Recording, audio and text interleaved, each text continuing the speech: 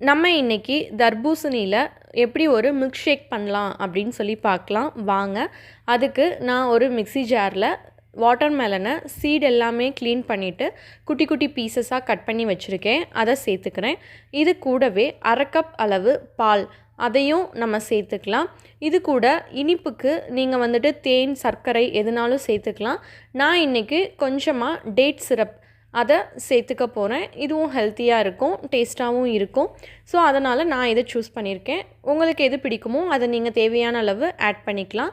So இப்போ நான் date syrup add பண்ணிவிட்டு இதை மிக்சிங் ஜாரில் போட்டு நல்லா ஸ்மூத்தியாக அரைச்சி எடுத்துக்கிட்டேன். அவ்வளோதான், நமக்கு மில்க் ஷேக் ரெடி ஆகிடுச்சு. பாருங்கள் எவ்வளோ க்ரீமியாக திக்காக இருக்குது அப்படின்னு சொல்லிட்டு. அவ்வளோதான், வாட்டர்மெலன் மில்க் ஷேக் ரெடி. இதுக்கு மேலே நான் கார்னிஷிங்காக டேட் சிரப் ஆட் பண்ணுறேன். உங்களுக்கு என்ன விருப்பமோ அதை நீங்கள் ஆட் பண்ணிக்கலாம். வாட்டர்மெலனை வச்சு ஜூஸ் எப்படி ப்ரிப்பேர் பண்ணுறது அப்படின்னு சொல்லி பார்க்கலாம்.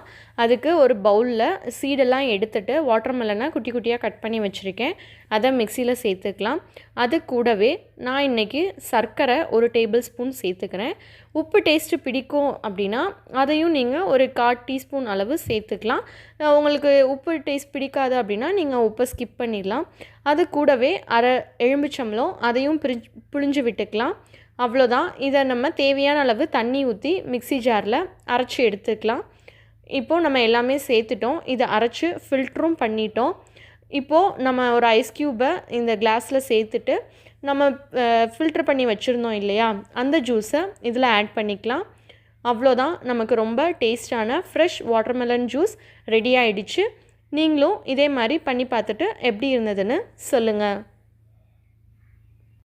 வாட்டர்மெலனில் சோர்பட், அதாவது ஐஸ்கிரீம் மாதிரி ஸ்மூத்தி எப்படி செய்கிறது அப்படின்னு சொல்லி பார்க்கலாம். அதுக்கு வாட்டர்மெலனை குட்டி குட்டி க்யூப்ஸாக கட் பண்ணிவிட்டு அதில் இருக்க சீடு எல்லாத்தையுமே எடுத்து நம்ம க்ளீன் பண்ணிடலாம். இந்த சீடு எல்லாத்தையுமே நீங்கள் கையிலையோ இல்லை டூத்பிக்கு இல்லை நைஃப் வச்சு எது வேணாலும் வச்சு நீங்கள் இதை வந்து க்ளீன் பண்ணிக்கலாம். ஸோ இந்த மாதிரி குட்டி குட்டி க்யூப்ஸாக எடுத்து நான் சீடெல்லாம் ரிமூவ் பண்ணி எடுத்து ஒரு கப் அளவு எடுத்துக்கிறேன். பாருங்கள், இந்த மாதிரி நம்ம நார்மலாக ஏதாவது ஒன்று வச்சு எடுத்தோம் அப்படின்னாலே வந்துடும். இப்போ நம்ம இது எல்லாத்தையுமே 1 கப் அளவு எடுத்து சேர்த்து வச்சுட்டோம். இதை வந்துட்டு நான் இன்றைக்கி ஃப்ரீஸ் பண்ண போகிறேன். இது 10 to 12 hours வந்து நம்ம ஃப்ரீஸ் பண்ணணும். அப்போ தான் சோபட் செய்ய சூப்பராக இருக்கும். ஸோ இதை நம்ம ஃப்ரீஸ் பண்ணிடலாம். இப்போது 12 hours ஆகிடுச்சு. நம்ம ஒரு மிக்ஸி ஜாரில் நம்ம ஃப்ரீஸ் பண்ணி வச்சுருந்தோம் இல்லையா, அந்த வாட்டர்மெலன் க்யூப்ஸ் எல்லாத்தையுமே எடுத்துட்டு மிக்சிங் ஜாரில் மாற்றிக்கலாம். இப்போது நம்ம இது எல்லாத்தையுமே இதில் ஆட் பண்ணிக்கலாம்.